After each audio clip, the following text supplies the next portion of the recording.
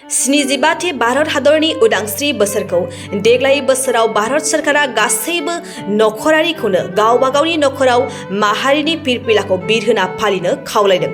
बेनिनो असिला लानानै बाक्सा जिल्ला भारत भुटान सिमना ओनसोल दारागावनि निजोमपुरि गुदि फरायसालिनि फरायसाफोर आरो गामिनि रायजो राजाफोरखौ लानानै 64 नं बरमा एसएसबि रैखाथि बादानि सिङाव थानाय दारागाव एसएसबिनि फायखिफोरा नखर नखर माहारिनि फिरफिला बिरहोनायनि सायाव सांग्रांथि लाबोनो मोनसे हानजा सुनाय हाबाफारि लायो। बे हाबाफारियावनो assistant commandant Y Kumar Singh बिथाङा flag code of India act 2022 आरो the prevention of insult national honour act 1971 आयदानि सायाव बिबुंथि लाखियो।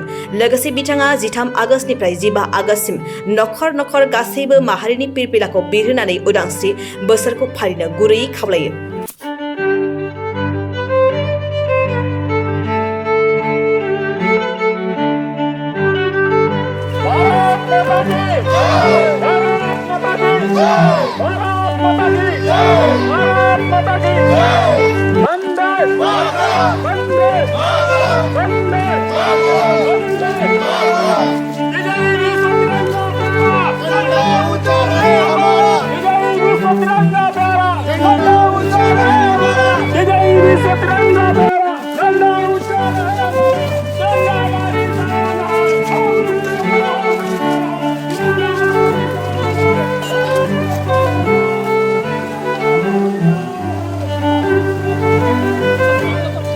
बाइक अनसायगिरिफोरनि थाखाय मोनसे मोजां खौरां। Kokrajhar GD road axis bank साखाथियाव थानाय दावहारु अट' एजेन्सिया नोंथांमोननि थाखाय लाबोदों धामाका स्पेशल अफार।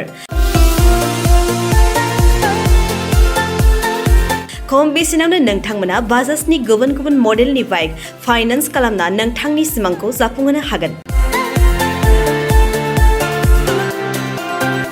13,800 रांनिफ्राय जागायना 19,500 रांजों नोंथाङा बाजाजनि गुबुन गुबुन मडेलनि बाइक जेरै प्लाटिना, पालसार बायदि गुबुन गुबुन मडेलनि बाइक लानो हागोन।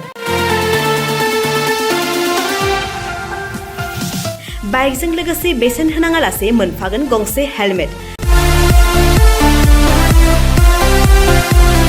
बाइगिरि बिथांमोना गोरलै राहाजों बाजाजनि फाइनान्स लिमिटेड नङाबा एक्सिस बेंक लिमिटेडआव फाइनान्स खालामनो हागोन। गोबांथार फोरमानलाइफोर गथायनो गोनांथि गैया। खालि फट' गांसे, पेन कार्ड, आधार कार्ड, भटार आइडि आरो सोलिबाय थानाय मोब्लिबनि बिल होयोब्लानो बे सुबिदाखौ लानो हागोन। गोबां मिथिनो थाखाय 8473883986 03661270550 9957644326 आव फन खालाम।